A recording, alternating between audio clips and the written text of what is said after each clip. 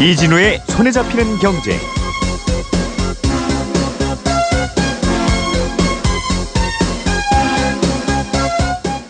안녕하십니까, 이진우입니다. 손에 잡히는 경제가 뽑은 오늘의 숫자는 1개입니다.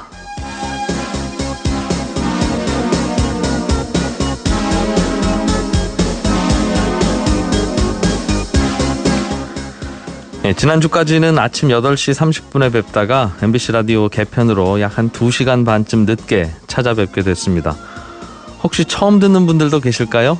인사 한번 더 드리죠. 반갑습니다. 저는 이진우입니다. 상암동 MBC의 10층 벽면에는 MBC의 라디오 프로그램들이 언제 시작됐는지 연도별로 쭉 적혀 있는데요. 손에 잡히는 경제는 1994년에 이름을 처음 올렸으니까 햇수로는 24년이 됐습니다.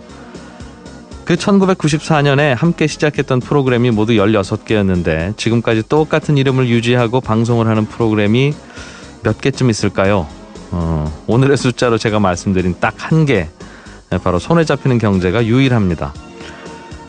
이런 저희 손에 잡히는 경제가 처음으로 시간대를 옮겼고 30분 남짓 방송하던 분량이 20분이 더 늘어나서 50분이 됐습니다.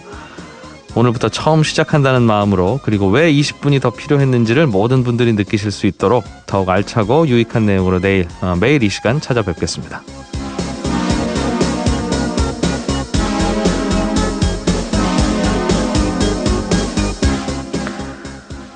정부가 경유가격 인상 카드를 만지고 있다는 소식 먼저 전해드리겠고요. 최근 코스닥 시장 분위기와 국제 유가 흐름 점검해 보겠습니다. 사모펀드라는 말 많이 들으시는가요? 어떤 장단점이 있고 어떻게 가입하는지 궁금하다는 한 청취자분의 질문, 오늘 친절한 경제 코너에서 풀어드리겠습니다. 자영업 하시는 분들이 가입하면 좋을 금융상품들도 쭉 알아보죠. 6월 26일 손에 잡히는 경제, 광고 잠깐 듣고 시작하겠습니다.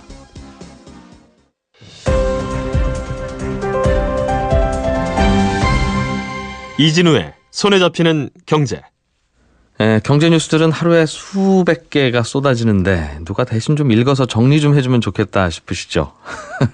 해드리겠습니다. 저희가 오늘부터 매일 이 시간에 경제 뉴스들의 맥을 좀 짚어드리려고요. 경제 뉴스를 쉽게 알려주시는 쪽집게 과외 선생님 한 분 모셨습니다. 한국경제TV의 김치영 기자 나오셨습니다. 어서 오십시오. 네, 안녕하세요. 부담스럽네요. 빙긋이 웃고 계셨어요. 네. 예. 경유값 얘기부터 좀 해보죠. 네. 자동차 타고 다니시는 분들은 기름값 이게 제일 예민한데 결국은 경유 가격만 올릴 수는 없을 거고 국제 유가에 따라 움직이는 거니까 그건 네. 경유에 붙는 세금 올린다는 얘기죠, 결국. 그렇습니다. 세금 올리겠다는 얘기고요. 그동안 국제 유가에 맞춰서 국내 기름값들은 오르고 내림을 반복했기 때문에 국제 유가에 플러스해서 유가를 더 올리겠다라는 건 거의 불가능해 보이고요. 예. 정부에서 지난해부터 사실은 그 미세먼지와 관련돼서 흔히 말하는 디젤차가 좀 원인이 많다라고 얘기를 해왔거든요. 그래서 종합적으로 이 에너지와 관련된 부분에 있어서 개편안을 연구 용역을 준 상태였습니다. 그래서 조세경제연구원, 환경정책평가연구원, 교통연구원 이런 데 같이 이제 용역을 줬거든요. 이 내용이 이제 4일날 발표가 되는데 그 안에 들어있는 내용이 조금 언론에 알려진 겁니다. 그래서 지금 현행 휘발유 가격과 경유 가격을 비교하면 경유가 한 85% 수준이거든요. 휘발유를 100으로 보면. 네. 근데 이제 이 경유 가격을 90에서 125%까지 올렸을 때 시뮬레이션을 한 내용이 여기에 들어있다라는 내용이 지금 들리고 있고요. 한 3단계 정도, 그러니까 휘발유 가격의 90%로 경유를 맞춘다. 네. 그다음에 100%로 맞춘다. 똑같이. 네, 125%로 맞춘다. 더 올린다라는 내용까지. 그러면 어느 정도의 효과가 있고 이게 환경에도 어떤 영향이 있고 이런 보고서가 있다는 것이죠. 그래서 결국에는 휘발유 가격은 그냥 두고 경유값을 올리는 게 모든 시나리오에 들어있거든요. 그러니까 결국엔 경유값 올리는구나 이런 얘기가 지금 나오고 있는 겁니다. 결국 목적은 미세먼지를 줄이려면 경유 사용을 줄여야 한다는 가정하에 그럼 경유를 못 쓰게 하려면 어떻게 해야 되느냐 하면 경유가 상대적으로 비싸지면 되는 게 아니냐 이 말이군요. 그러면 아무래도 상대적으로 덜 쓰지 않겠느냐 이런 내용이 들어있는 겁니다. 그러면 이게 휘발유보다 비싸지는 상황도 시나리오에 있다는 뜻이네요. 이게 좀 놀라운데요. 예, 맞습니다. 근데 사실은 국제 유가를 보시면은요. 경유가 더 비싸요. 근데 우리나라만 휘발유를 더 비싸게 받는 것이거든요. 원래 경유가 좀 비싼 기름이다. 그러니까 이제 그 원유를 정제를 하면 1대 3의 비율로 이제 나온다라고 하거든요. 휘발유가 1이고 예. 경유가 3인데 경유를 쓰는 용처가 훨씬 많습니다. 그러니까 공장도 경유를 거의 다 사용하고요. 자동차까지 경유를 사용하다 보니 수요자가 많아서 경유값이 더 비싸거든요. 네. 우리나라는 옛날부터 휘발유는 자동차를 타는 사람. 그래서 자동차를 타는 사람들은 부자들에게는 세금을 더 물리자. 그래서 아주 옛날 그 세금의 체계가 지금까지 유지돼 있다 보니까 예. 휘발유가 상대적으로 좀 비싼 걸로 돼 있죠. 그렇군요. 이게 그러니까 아직 확정된 건 아닌데. 예, 오늘 청와대에서 125%는 말도 안 되는 얘기다. 우리하고는 전혀 얘기가 된 바가 없다라고 선은 그었습니다만 인상과 관련돼서는 아니다라고 답은 하진 않았어요. 그래서 이 영역 보고서를 보고 이제 정부 입장에서도 여러 가지 미치는 영향들까지 점검해서 하겠다 이런 내용으로 파악하시면 될 것 같습니다. 대개는 정부에서 이런 것 어떻게 좀 하지 고민할 때는 가끔 이제 정부가 직접 하는 게 아니라 네. 이런 식으로 용역 보고서나 어떤 연구원한테 슬쩍 일어난 좀 한번 발표 좀 해봐 주세요. 여론이 어떤지 떠보게. 예, 저희가 이제 풍선 띄운다라고 얘기하는데요. 여론을 한번 보는 거죠. 이 정도까지 올릴 수 있어라고 여론을 통해서 반응을 좀 보는 게 아닌가라는 생각이 듭니다. 사실은 경유 사용만 줄이려면 네. 둘 다 가격을 좀 내려서 즉 휘발유 가격을 내리면 경유하고 비슷하게 맞춰질 거고 그러면 굳이 사람들이 경유 쓰려고 하지 않을 테니까 그것도 방법입니다만 그러면 이제 세금이 적게 거치니까 그렇습니다. 휘발유는 그대로 두고 경유값을 올리려고 하는 걸 텐데 그게 목적이든 아니면 결과든 간에 경유 가격이 만약 휘발유 값하고 똑같아진다고 가정을 하면 네네. 세금이 얼마나 더 거칩니까? 이거 정말 계산하기 어려운 문제인데요. 제가 예. 이거 숙제 받고 엄청 여기저기 알아봤는데 제가 좀 김 기자에게 취재 좀 해달라고 부탁드렸어요 사전에. 일단 경유에 들어있는 세금이 지금 한 60% 정도가 세금이거든요. 예. 근데 앞으로 만약에 경유값이 휘발유와 같이 100%까지 맞춰진다라고 같게 맞춰진다라고 하면 다른 가격으로 올릴 가능성이 없고 경유의 세금만 오른다라고 가정을 하고요. 그리고 우리가 사용하는 전체 경유량을 판단을 해서 세금을 계산해 보니까 5월 기준으로 국내에서 소비되는 경유가 한 달 동안 1,463만 배럴 정도 된다라고 해요. 이걸 이제 리터로 계산을 해야 되니까 리터로 계산하니까 23억 4천만 리터 정도가 나오거든요. 네. 이걸 또 12개월로 곱해야 되지 않습니까? 그래서 세수 인상분을 계산을 해봤더니 만약에 정부가 얘기한 대로 90% 정도로 맞춘다라고 하면 세금이 1조 4,500억 원 정도가 더 들어온다라는 1년에 휘발유 100, 경유 90 이렇게 가격 맞추면. 예. 그리고 이걸 이제 100%로 맞춘다라고 하면 약 5조 원 정도의 세금이 5조 더 원 거친다. 정도? 그리고 이걸 125%까지 뭐 사실상 불가능하다고 청와대가 얘기했지만 그렇다라고 하면 16조 원 이상의 세금이 더 거친다라고 볼 수가 있고요. 근데 그러면 경유들 안 쓸 테니까 네. 그건 아니더라도 똑같이만 만들면 5조 원 더 거치면 대략 담배값 인상하면서 한 4조에서 5조 사이 더 걷었다고 하니 네, 그렇죠. 그 효과하고 비슷하겠군요. 그러니까 간접세가 확실히 높아지는 효과가 난다. 정부 입장에서는 세수를 확실히 늘릴 수 있는 방안 중에 하나다라고 예. 보이는 거죠. 그렇군요. 종교인 과세 문제도 계속 뉴스가 나오고 있는데 네. 내년에 시행하겠다는 게 아직은 정부 방침인 것 같습니다. 내부에서도 약간 이견이 있는 것 같습니다만. 그럼 과세 대상이 한 20만 명쯤 될 거라는 얘기가 나오던데 그럼에도 불구하고 실제로 세금 내는 종교인들은 거의 없을 거라는 분석도 같이 나옵니다. 이건 왜 그렇습니까? 네, 그렇습니다. 한승희 국세청장 후보자가 만약에 내년에 시행되면 20만 명 정도가 대상이 될 것이다 이렇게 얘기를 하면서 본인이 직접 얘기를 했습니다. 그런데 실제로 대다수가 소득이 과세 기준에 미치지 못할 만큼 적어서 세부담은 크지 않을 것으로 보고 있다라고 얘기를 했거든요. 이 얘기를 조금 풀어서 얘기를 해보면 지금 고용부에 따르면 그 우리나라 종교인들의 평균 소득이 한 1,200만 원대에서 많게는 2천만 원 후반대로 지금 나와 있거든요. 그러니까 예. 승려의 연평균 소득이 2,051만 원, 목사님들이 2,855만 원, 예. 신부님이 1,702만 원, 그다음에 뭐 수녀님은 1,224만 원 이렇게 되는데 문제는 이제 여기서 필요 경비라는 걸 제외한다는 것이죠. 그래서 흔히 영업하거나 이러면서 재반 투입되는 비용들을 빼고 네. 그 과세 구간에 남아 있는 세금을 가지고 이제 과표 구간이라고 해서 세금을 부과하거든요.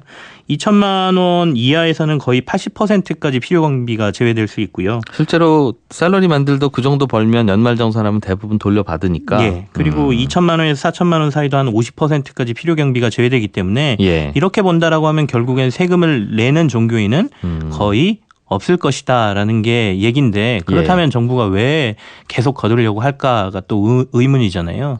일단 길을 터놓자인 것 같습니다. 그러고 나면 이제 걷는 방법이라든지 기준이라든지를 바꾸면 종교인들의 과세도 앞으로 충분히 가능하다라는 점에서 어쨌든 간 시행을 하고 싶어하는 게 정부의 입장인 것 같습니다. 종교인의 소득을 근로소득으로 볼 거냐 기타 소득으로 볼 거냐 사업소득으로 볼 거냐의 문제도 있습니다만 일단은 과세 체계 안에 집어넣어 놓으면 그다음부터는 좀 논의가 될 테니까요. 네. 예. 우리나라 주요 기업들의 현금 흐름을 분석해 봤더니 이 좀 어려운 뉴스 같습니다. 네. 예. 투자 활동 현금 흐름은 크게 늘지 않았는데 재무 활동 현금 흐름은 크게 늘었다. 이 뭐 뉴스는 나왔습니다만 무슨 뜻입니까 이게? 그래서 이제 언론들에서는 투자를 많이 못하고 예. 재무라고 하니까 돈을 빚 갚는 데 많이 썼다. 그래서 지금 기업들이 좀 어렵거나 아니면 미래를 굉장히 불투명하게 보는 것 아니냐 이렇게 언론들이 해석을 내렸거든요. 기업들의 재무제표를 봤더니 투자 활동에는 돈이 안 가고 네. 재무 활동에 돈이 간다는 건 뭐예요? 재무 활동이라고 하면 밖으로 돈을 갚는 데 쓰거나 배당을 하거나 그죠. 뭐 그런 뜻입니까? 다양한 것들이 들어 있습니다. 사실 재무 활동에는 예. 말씀하신 것처럼 빚을 갚는 게 이제 첫 번째일 테고요. 예. 두 번째는 배당을 하는 것도 들어 있고요. 자사주를 사들여도 사실 재무 활동으로 잡히거든요. 네. 이런 것들이 다 들어 있음에도 불구하고 단순하게 이제 재무 활동이라는 것만 보고 빚을 갚는 데 돈을 많이 쓴 게 아니냐 이런 보도가 나왔는데요. 예. 한경연의 분석은 그겁니다. 우리나라 기업들이 매출이 늘었다. 그리고 현금 흐름을 봤더니 현금 흐름도 비슷하다. 조금 더 늘었는데 이 현금 흐름을 이제 세 가지로 분류를 하거든요. 그러니까 투자 활동을 통한 현금 흐름, 아까 말씀하신 재무 활동을 통한 현금 흐름, 그리고 이제 한 가지 더라고 얘기하면 영업 활동. 예, 영업 활동을 통한 현금 흐름 이렇게 세 가지인데요. 요거를 분석해서 보니까 왠지 빚 갚는 데 돈을 많이 쓴 것처럼 보이더라. 이렇게 결과를 발표한 거죠. 그러면 실제로 기업들은 투자 활동은 요즘 잘 안 한다고는 알려져 있으니 기계 설비를 산다든가 뭐 그런 방식으로는 실제로 재무 활동으로 현금 흐름이 크게 늘어났다면 이게 빚 갚는 데 쓴 것만은 아니다 그 말입니까 그럼? 예, 그렇습니다. 사실은 근데 이렇게 표현을 하면 안 될 것 같다라는 생각이 제가 좀 들어서 이 뉴스를 택했는데요. 실제로 자세히 뜯어다 보면 앞서 말씀드린 것처럼 현금 흐름이라는 게 사실 기업이 올해 100억을 벌었다라고 얘기를 매출 100억 영업이익 뭐 50억이라고 해도 재무제표상에는 그 기업 안에는 50억이라는 현금이 남아있지 않거든요. 예. 사실은 들어온 돈을 기준으로 한 게 아니라 번 걸 기준으로 하기 때문에요. 그래서 현금 흐름표라는 걸 작성하게 되는데 그래서 이 현금 흐름표에 보면 기업이 진짜 돈을 얼마나 가지고 있느냐를 좀 파악할 수가 있죠. 근데 말씀드린 것처럼 그 투자 활동을 통한 현금 흐름이라는 것은 뭐 장비를 사고 공장을 짓고 하는 데 쓰는 돈이기도 하고 네. 금융 상품을 사들여도 이거 투자 활동이 들어가거든요.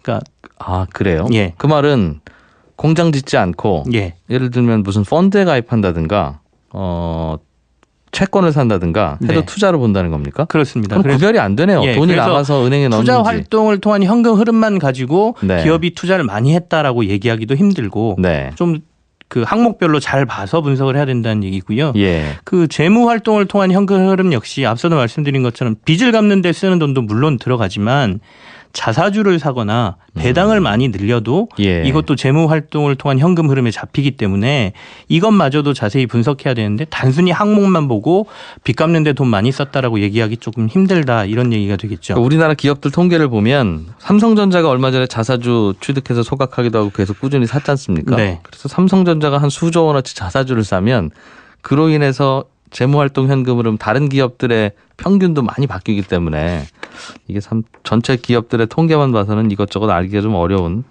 그런 구조들이 있긴 해요. 그런 통계 볼 때 주의해야 된다 이 말씀이죠? 예, 그래서 제가 사실은 삼성전자 지난해 거를 조금 봤거든요. 예. 그랬더니 삼성전자를 보니까 물론 투자 부분도 많이 지출이 됐지만 실제로 재무 활동으로 인한 현금 흐름을 보니까 9조 원이 마이너스를 기록했는데 그러면 예. 9조 원을 빚 갚는 데 다 썼느냐라고 보니 그렇지 않고요. 실제로는 58억 원의 돈을 더 빌려서 썼고요. 나머지는 아까 말씀드린 대로 자사주를 사고 배당을 늘리는 데 사용한 것으로 나와 있으니까 이런 뉴스는 조금 더 자세히 들여다보시는 게 실체를 파악하는 데 도움이 된다 이렇게 말씀을 예. 드리겠습니다. 제목만 봐서는 잠시 착각하기 쉽다. 네. 한국경제TV 김치영 기자였습니다. 고맙습니다. 내일 뵙겠습니다. 네, 감사합니다.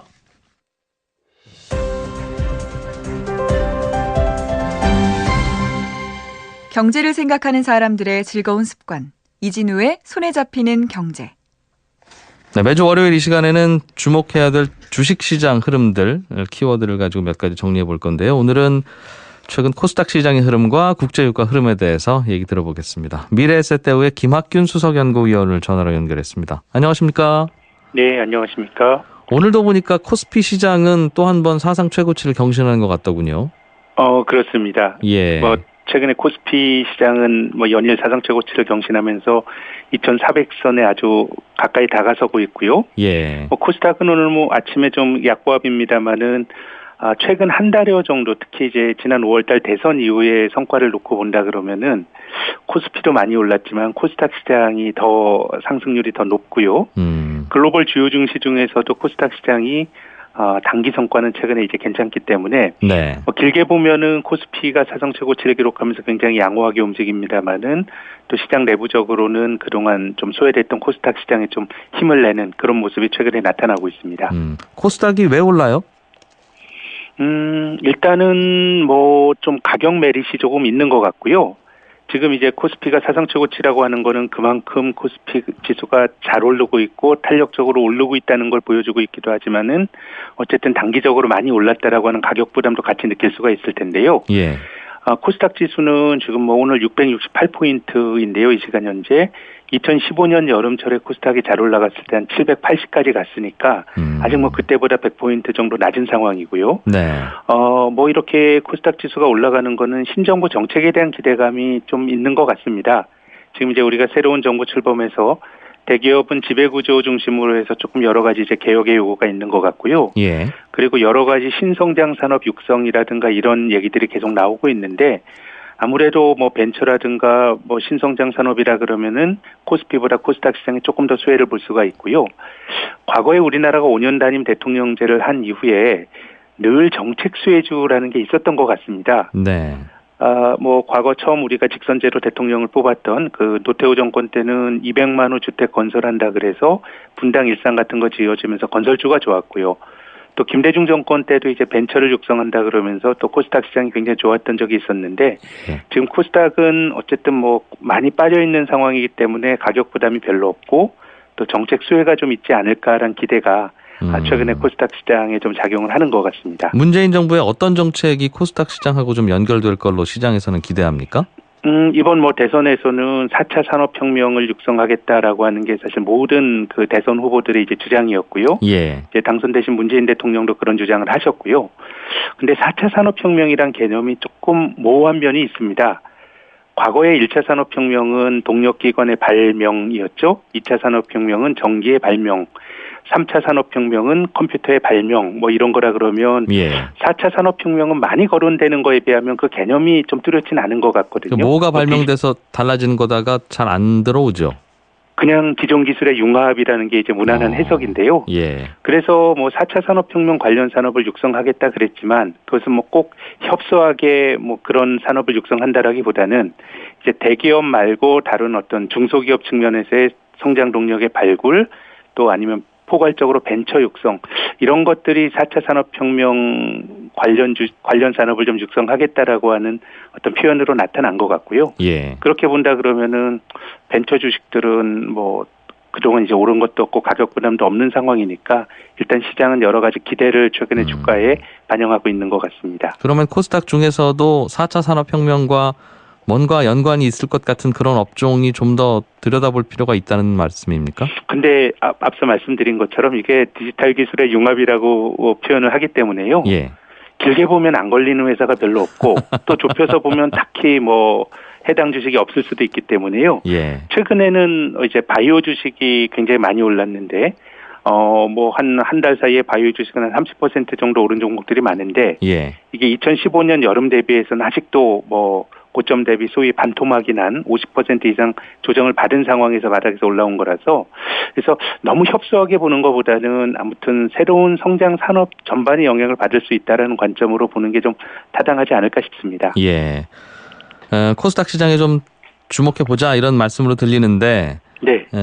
혹시라도 그 예측, 새로운 정부가 출범한 후에는 코스닥 시장이 정책 수혜를 받아서 과거에도 좋았으니 올해도 좀 괜찮을 것 같지 않을까라는 말씀에서 혹시 네. 틀릴 수 있는 변수는 없습니까? 이러면 이런 예측은 또 달라집니다 할 수 있으니까요. 뭐 주가 전망이란 게 사실 뭐 코스닥 전망뿐만 아니라 뭐 자주 틀리게 되는데요. 근데 제 생각에는 우리가 이제 벤처 산업에 투자한다 그러면 주가의 변동성 자체가 매우 큽니다.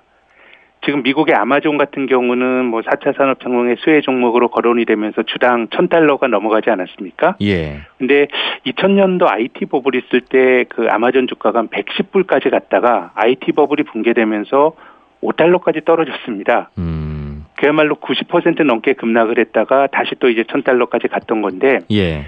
벤처라고 하는 거는 그 자체가 굉장히 주가의 진폭이 크기 때문에 어떻게 보면 뭐 삼성전자라고 하는 그 삼성전자로 대표되는 검증된 주식을 사는 것과 코스닥에 있는 벤처 주식을 사는 거는 기대 수익률도 다르고 위험도 다른 거거든요. 그래서 저는 성장주 투자는 주가가 많이 올랐을 때 더 가고 이 산업이 미래가 밝다라고 했을 때는 상당히 좀 이제 리스크가 크다고 생각하는데 예. 벤처라고 하는 게 선의로 기업을 운영하더라도 성공 확률은 10% 뭐 미만이라는 거 아닙니까? 그래서 상대적으로 주식시장은 성장주 투자는 주가가 안 올랐을 때 많이 반영 안 됐을 때는 리스크가 좀 적다라고 생각을 하는데요. 예. 그래서 코스닥은 뭐 가격 메리트 있으니까 지금은 여러 가지 정책 수혜가 반영이 되더라도 그걸 정책 수혜까지 생각을 한다 그러면 리스크는 적어 보이는데 벤처 투자 자체가 하이 리스크 하이 리턴이라는 건 뭐 늘 생각을 하셔야 되겠죠. 알겠어요. 나중에 주가 많이 올랐을 때 이 말씀 잘 기억하겠습니다. 예. 아마존 주가가 지금 $1,000 넘었는데 그게 정말 10년 전만 해도 $5였다는 게 놀라운 사실이군요. $5도 정말. 놀랍지만 나름 각광을 받으면서 $110에서 $5까지 떨어졌다는 것도 사실 놀라운 일이죠. 예. 최근에 국제 유가도 좀 다시 내리고 있던데 이거는 네. 오펙 회원국들이 좀 담합이 안 돼서 그렇습니까? 감산하면서 좀 오르는 듯 하더니 잘 힘이 안 받는 것 같아요. 네네, 오펙 영향도 있습니다. 제 생각에는 이제 미국에서 쉐일 오일이라고 하는 거를 지금 이제 뽑아서 캐내고 있지 않습니까? 예. 흥미로운 것은 지금 국제유가가 42불, 43불인데 이제 미국 사람들이 쉐일 오일을 캐내기 위해서는 땅에 이제 구멍을 파고 이제 그걸 탐사를 해야 되는데 이걸 뭐 리그 카운트라고 얘기를 합니다. 근데 40불대 초중반에서도 미국의 리그 카운트 수가 늘어나고 있습니다. 그러니까 쉐일 오일 업자들이 40불대 초반에서도 땅 파서 기름을 캐내서 팔게 되면 마진이 남는다라는 거거든요. 예. 그래서 지금 유가가 떨어지는 거는 오펙에서의 어떤 그런 그 감산 합의가 잘 되지 않을 거다라는 우려도 있지만 이제 미국이 새로운 원유 시장의 공급자로 등장을 했는데 40불대에서도 미국산 원유의 그 공급이 계속 늘고 있다라고 하는 게 보다 본질적인 문제인 것 같고요. 사실 오펙이라고 하는 게 카르텔이죠. 기름 만들어 파는 나라끼리 담합을 해서 가격을 조정하고 하는 건데 이게 잘 되기 위해서는 공급자들이 잘 담합을 해야 되는데 지금은 원유 시장의 판도가 과거에는 중동 산유국으로 이루어진 오펙에서만 잘 담합을 하면 되는데 지금 오펙에 안 속하는 미국의 원유 생산량이 늘어나다 보니까 뭔가 이제 가격 담합으로 원유 가격이 안정적으로 유지가 되기 좀 힘든 구조가 이제 되어 있는 것 같고요. 예. 그래서 미국발 원유 공급 증가가 지금 뭐 유가 하락을 설명하는 가장 주된 이유인 것 같습니다.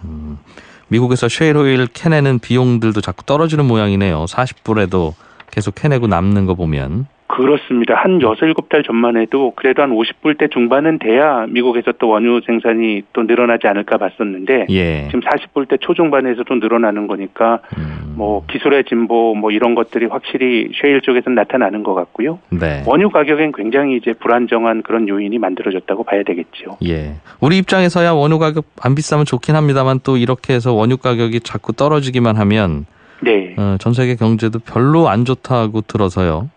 뭐 적당히 떨어지면 한국처럼 원유 수입하는 나라는 좋은데 원유 가격이 또 심하게 떨어지면 중동에 있는 나라 몇 개가 또 뭐 재정 쪽에서 문제가 생기고 국가가 빚을 못 갚을 수 있다 이런 얘기가 나오게 되면 이게 또 글로벌 경제 전체적으로는 또 악재가 될 수 있으니까요. 네. 그래서 제 느낌으로는 서부 텍사스 중진유 기준으로 한 40불대 위에서 움직인다 그러면 한국과 같은 나라는 그래도 괜찮을 것 같고 40불대 밑으로 또 추락을 한다 그러면 이게 또 전 세계 경제의 불안 요인이 될 가능성이 있다고 생각합니다. 예.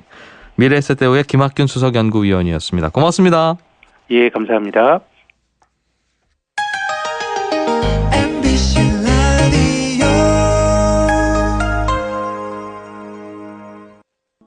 알아야 될 것들 많이 안내를 해주고 눈높이에 딱 맞는 만인의 경제 과외 선생님. 다음 순서는 친절한 경제입니다.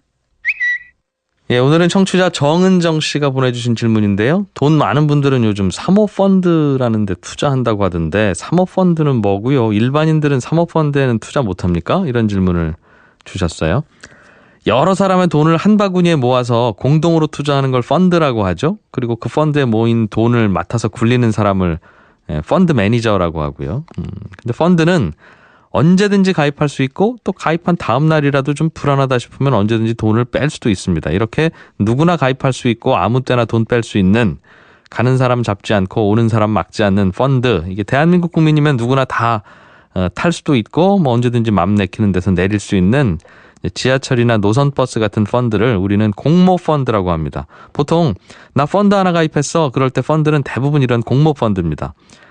그런데 이 공모 펀드가 단점이 하나 있습니다. 언제든지 가입할 수 있고 언제든지 돈을 뺄 수 있다는 게 투자자 입장에서는 참 좋은데, 그러다 보니까 그 펀드를 굴리는 펀드 매니저 입장에서는 펀드에 모인 돈을 투자할 때도 손님이 나 펀드에서 돈 뺄랜다 그러면 언제든지 돈을 내줄 수 있어야 되잖아요. 그러다 보면 언제든지 팔기 쉬운 주식이나 채권 같은 것에만 투자해야 됩니다.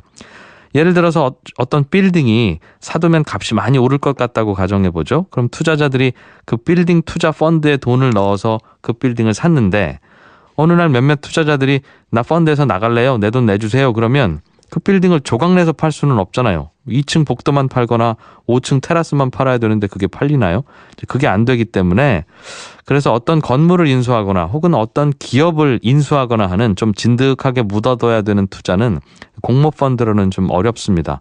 하려면 할 수는 있는데 수백 명의 투자자들한테 여기에 넣으신 돈은 5년 이내는 절대 못 빼시는 거라고 설명을 해야 되고, 또 그렇게 설명을 해드려도 중간에 돈 필요한 분들은 난 그런 설명 못 들었다 하시고 그러면 아주 번거롭잖아요. 그래서 좀 진득하게 묻어둬야 되는 투자이거나 아니면 큰 위험을 감수하고 해야 하는 투자인 경우에는 소수의 돈 많은 투자자들이 딱 모여서, 자, 다들 아실 만한 분들이니까 저 긴 설명 안 하겠습니다. 5년간 돈 못 빼는 거 아시죠? 이러면서 이제 오붓하고 속닥하게 돈을 모아서 투자하는 거, 이걸 이제 사모펀드라고 합니다. 아까 지하철이나 노선버스 같은 펀드가 공모펀드라고 설명드렸는데, 이 사모펀드는 비유하자면 버스를 대절해서 승객들이 가고 싶은 곳으로 기사님한테 가주세요 하는 관광버스 같은 게 일종의 사모펀드입니다. 법에서는 50명 미만의 투자자들을 갖고 굴리는 펀드를 다 사모펀드라고 하는데요. 50명 미만의 투자자들한테만 돈을 모아야 되니까 큰 돈 모으려면 1인당 내야 될 돈이 많지 않습니까? 그래서 부유하신 분들만 주로 사모펀드에 가입을 시키는 겁니다. 정리해보면 사모펀드는 몇몇이 속닥하게 자기들끼리 투자하는 펀드고, 장점은 고위험 고수익 장기 투자를 마음대로 할 수 있다는 게 장점이죠. 그런데 단점은 뭐냐? 단점도 고위험 고수익 투자를 마음대로 할 수 있다는 게 단점입니다. 이게 한 번 넣으면 만기 때까지는 못 빼는데 이게 자칫하면 위험한 투자가 될 수도 있다는 거고요. 물론 뭐 위험을 감수한 만큼 성공한 경우도 있으니까 이게 장점이기도 하고 단점이기도 하고, 그게 사모펀드입니다. 여러 가지 경제에 관한 모든 질문들 저희한테 보내주시면 저희가 알아보고 공부해서 풀어드리겠습니다. 인터넷 라디오 미니 또는 휴대폰 문자 샵 8001 여기로 질문 보내주시면 제가 열심히 취재해서 풀어드릴 건데요. 손에 잡히는 경제 홈페이지에 올려주셔도 되겠습니다. 문자는 짧은 건 50원, 긴 건 100원, 정보 이용료가 추가됩니다. 친절한 경제에 질문이 채택되신 분께는 백화점 상품권을 드립니다.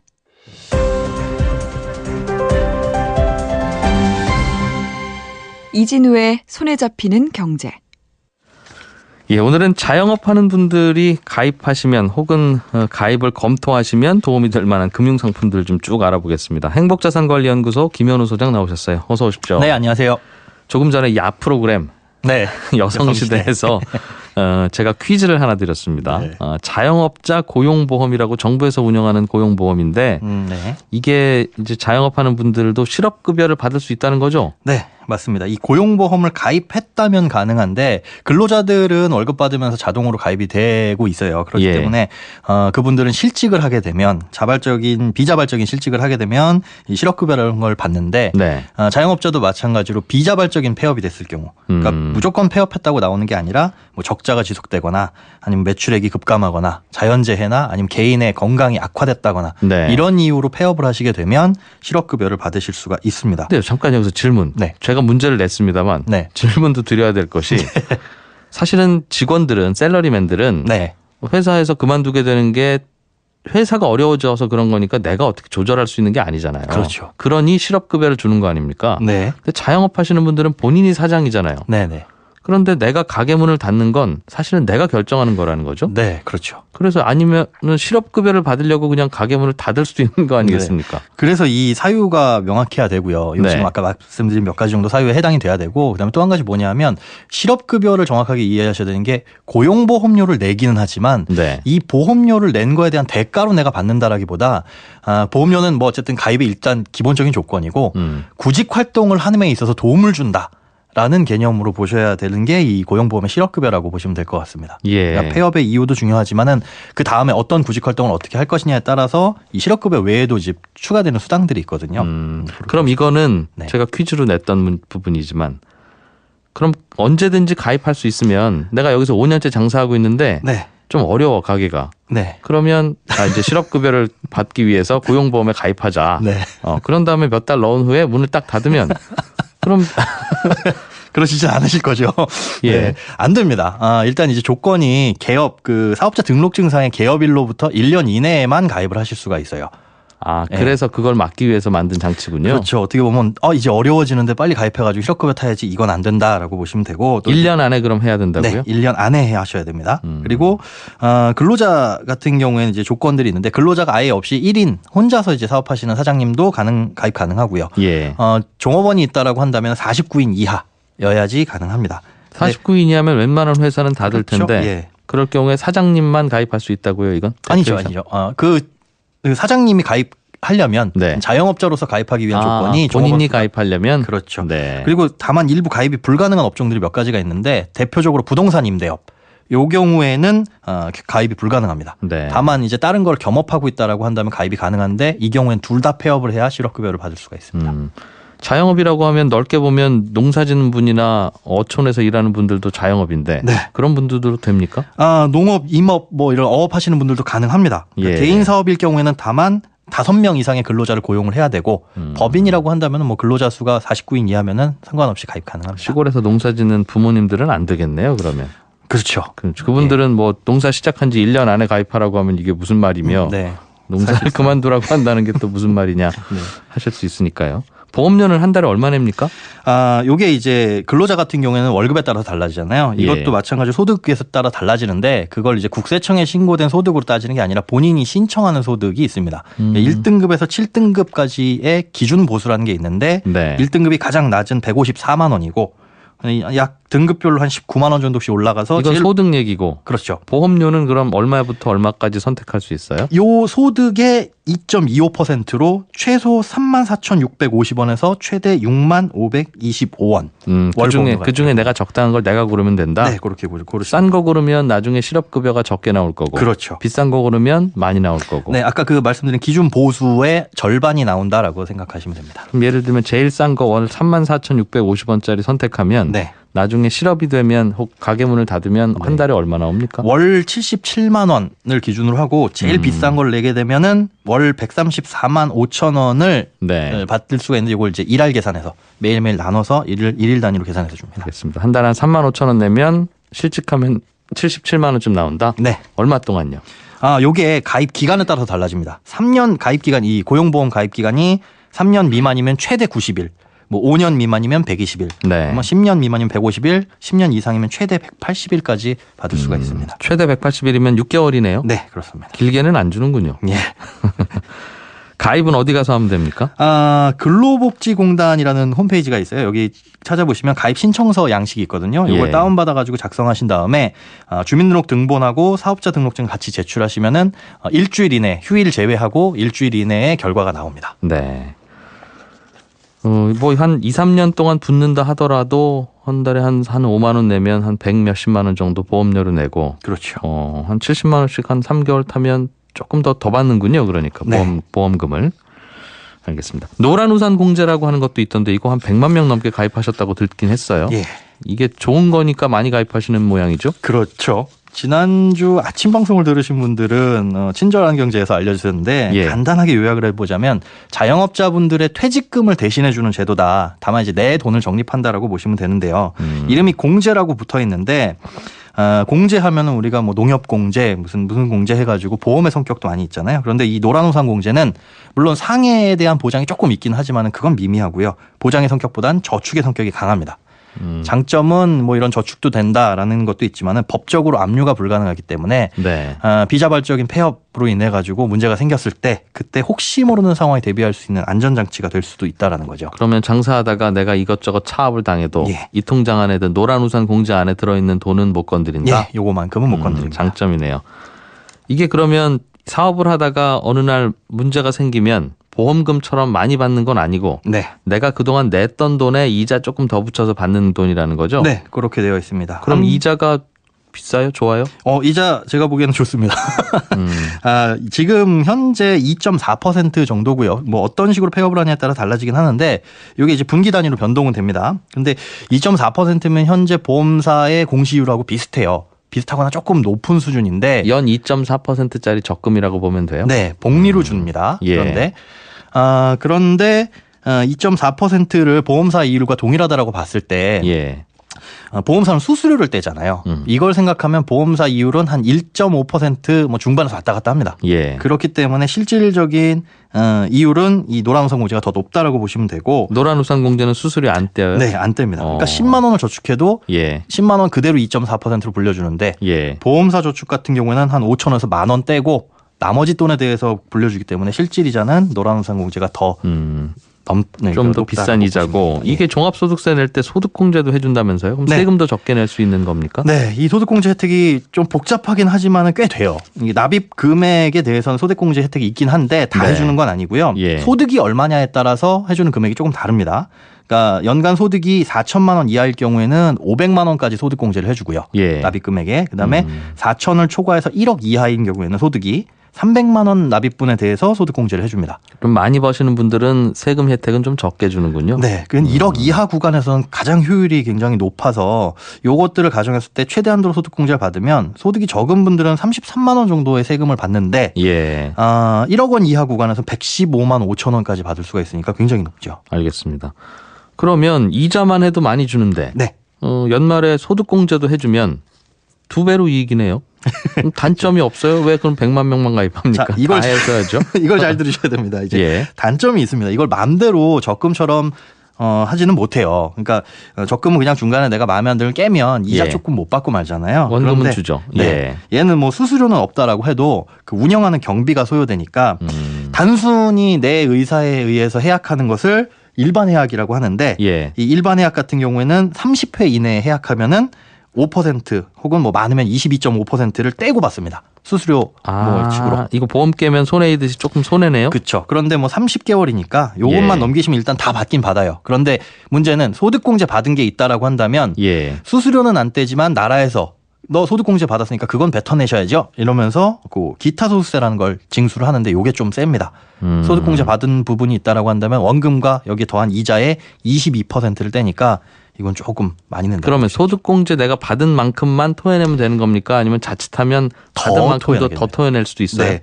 뭐 소득공제 받으면 적게는 6%, 뭐 많이 받으면 30% 넘게 받겠지만 이거는 이제 22%로 고정되어 있기 때문에 받은 것보다 더 토해낼 수 있습니다. 그러니까 중간에 깰 생각하면 안 해야 되는군요. 네. 이것도 그럼 좀 작은 금액으로 하는 게 좋겠네요. 작은 혹시라도. 금액으로 해서 3개월 이후부터 늘려갈 수 있으니까. 좀 더 하나 더 붙겠습니다 할 수 있어요? 네. 5만 원부터 10,000원 단위로 늘려갈 수 있습니다. 알겠습니다. 청취자 중에 백은미 씨가 방송 들으시다가 실업급여 아까 이거 번쩍 뜨이신 모양이에요.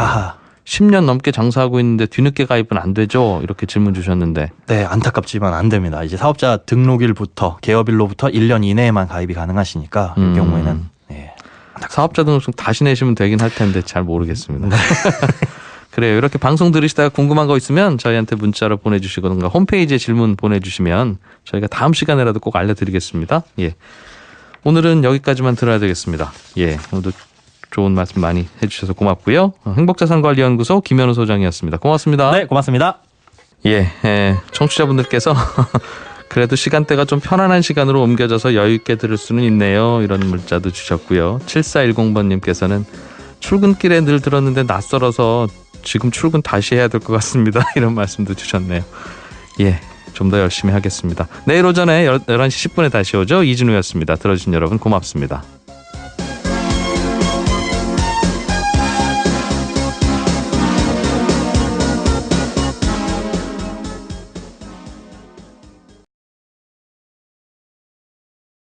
경제 뉴스들은 하루에 수백 개가 쏟아지는데 누가 대신 좀 읽어서 정리 좀 해주면 좋겠다 싶으시죠? 예, 해드리겠습니다. 저희가 오늘부터 매일 이 시간에 경제 뉴스들의 맥을 좀 짚어드리려고요. 경제 뉴스를 쉽게 알려주시는 쪽집게 과외 선생님 한 분 모셨습니다. 한국경제TV의 김치영 기자 나오셨습니다. 어서 오십시오. 네, 안녕하세요. 부담스럽네요.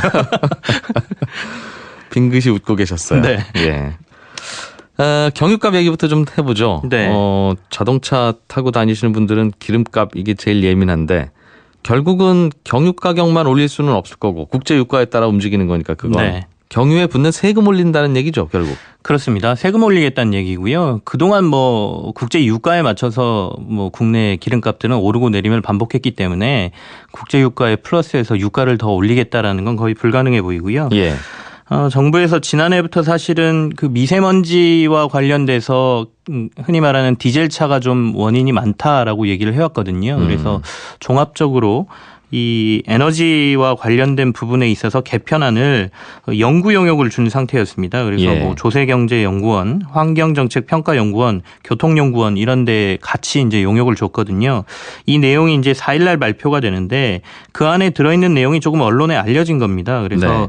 지금 현행 휘발유 가격과 경유 가격을 비교하면 경유가 한 85% 수준이거든요. 휘발유를 100으로 보면. 네. 네. 근데 이제 이 경유 가격을 90에서 125%까지 올렸을 때 시뮬레이션을 한 내용이 여기에 들어있다라는 내용이 지금 들리고 있고요.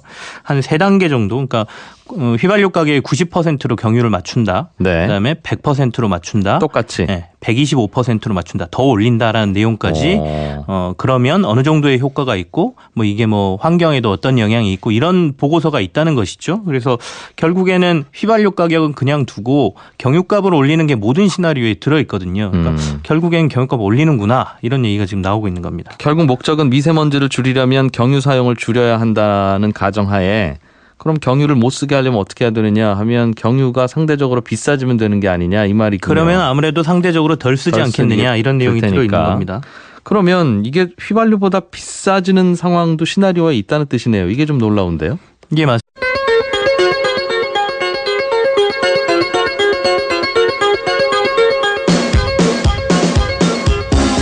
이진우의 손에 잡히는 경제.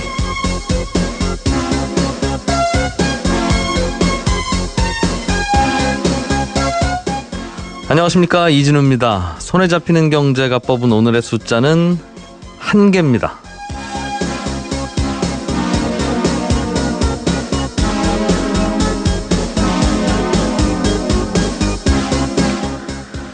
지난주까지는 아침 8시 30분에 뵙다가 MBC 라디오 개편으로 약 한 2시간 반쯤 늦게 찾아뵙게 됐습니다. 혹시 처음 듣는 분들도 계실까요? 인사 한번 더 드리죠. 반갑습니다. 저는 이진우입니다. 상암동 MBC의 10층 벽면에는 MBC의 라디오 프로그램들이 언제 시작됐는지 연도별로 쭉 적혀 있는데요. 손에 잡히는 경제는 1994년에 이름을 처음 올렸으니까 햇수로는 24년이 됐습니다. 그 1994년에 함께 시작했던 프로그램이 모두 16개였는데 지금까지 똑같은 이름을 유지하고 방송을 하는 프로그램이 몇 개쯤 있을까요? 오늘의 숫자로 제가 말씀드린 딱 1개, 바로 손에 잡히는 경제가 유일합니다. 이런 저희 손에 잡히는 경제가 처음으로 시간대를 옮겼고 30분 남짓 방송하던 분량이 20분이 더 늘어나서 50분이 됐습니다. 오늘부터 처음 시작한다는 마음으로, 그리고 왜 20분이 더 필요했는지를 모든 분들이 느끼실 수 있도록 더욱 알차고 유익한 내용으로 매일 이 시간 찾아뵙겠습니다.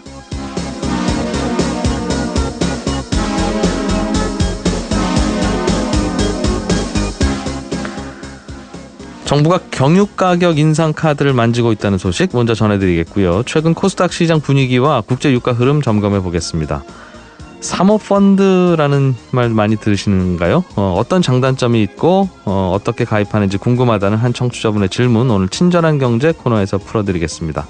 자영업 하시는 분들이 가입하면 좋을 금융상품들도 쭉 알아보죠. 6월 26일 손에 잡히는 경제 광고 잠깐 듣고 시작하겠습니다.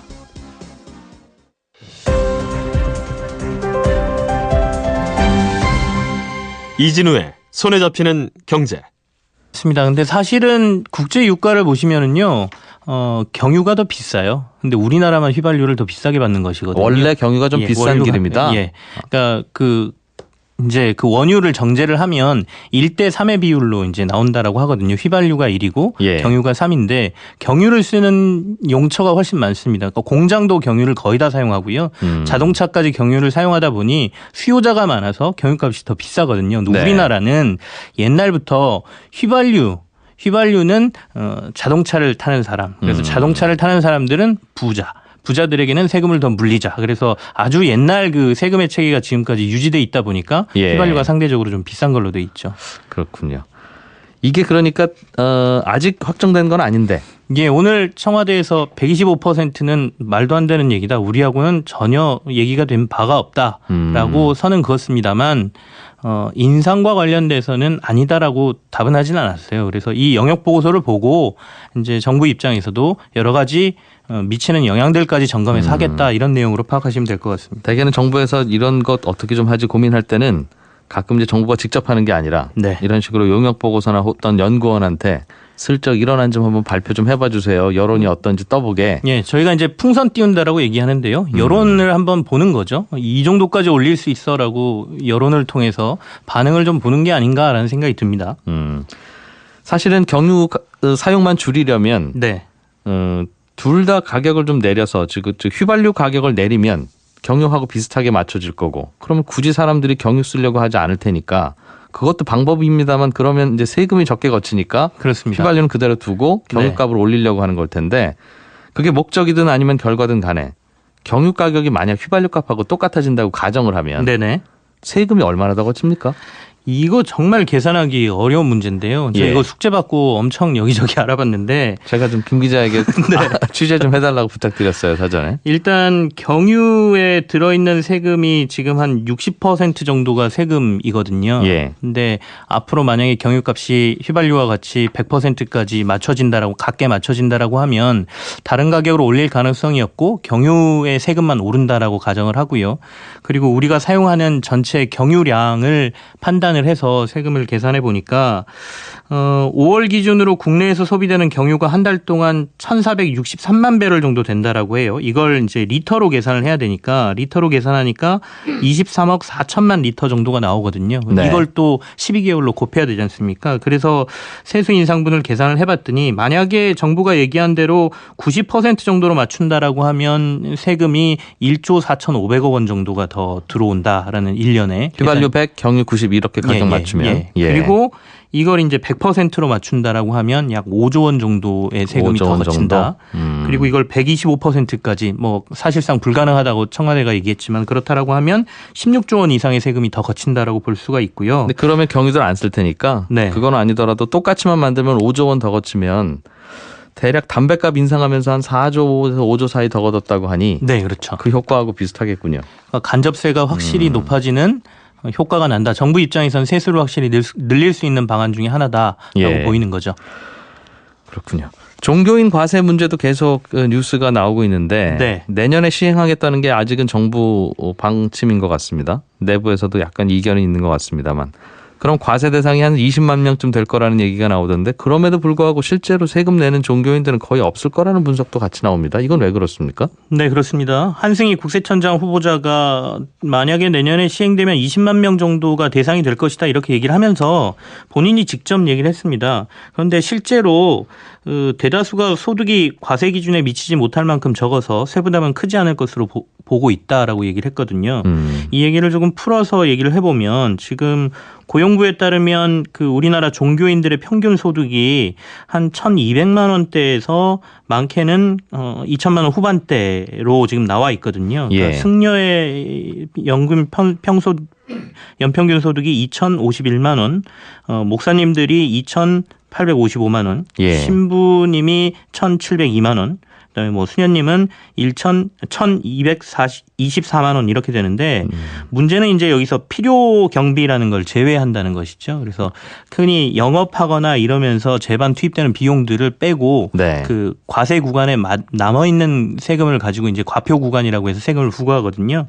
2천만 원 이하에서는 거의 80%까지 필요 경비가 제외될 수 있고요. 실제로 샐러리만들도 그 정도 벌면 연말정산하면 대부분 돌려받으니까. 예. 그리고 2천만 원에서 4천만 원 사이도 한 50%까지 필요 경비가 제외되기 때문에 이렇게 본다라고 하면 결국엔 세금을 내는 종교인은 거의 없을 것이다라는 게 얘긴데 그렇다면 정부가 왜 계속 거두려고 할까가 또 의문이잖아요.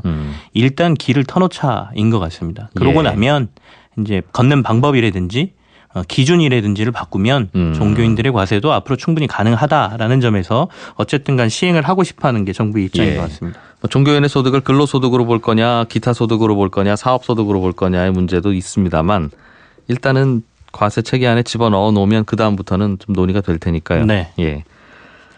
우리나라 주요 기업들의 현금 흐름을 분석해 봤더니 좀 어려운 뉴스 같습니다. 투자 활동 현금 흐름은 크게 늘지 않았는데 재무 활동 현금 흐름은 크게 늘었다.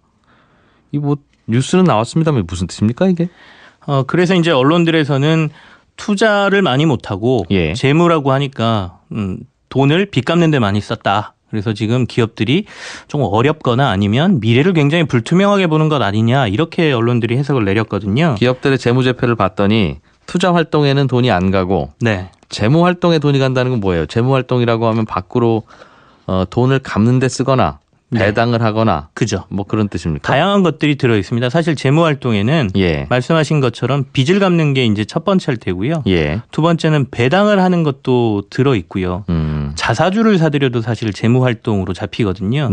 이런 것들이 다 들어 있음에도 불구하고 단순하게 이제 재무 활동이라는 것만 보고 빚을 갚는 데 돈을 많이 쓴 게 아니냐 이런 보도가 나왔는데요. 한경연의 분석은 그겁니다. 우리나라 기업들이 매출이 늘었다. 그리고 현금 흐름을 봤더니 현금 흐름도 비슷하다. 조금 더 늘었는데 이 현금 흐름을 이제 세 가지로 분류를 하거든요. 그러니까 투자 활동을 통한 현금 흐름, 아까 말씀하신 재무 활동을 통한 현금 흐름, 그리고 이제 한 가지 더라고 얘기하면 영업 활동. 영업 활동을 통한 현금 흐름 이렇게 세 가지인데요. 요거를 분석해서 보니까 왠지 빚 갚는 데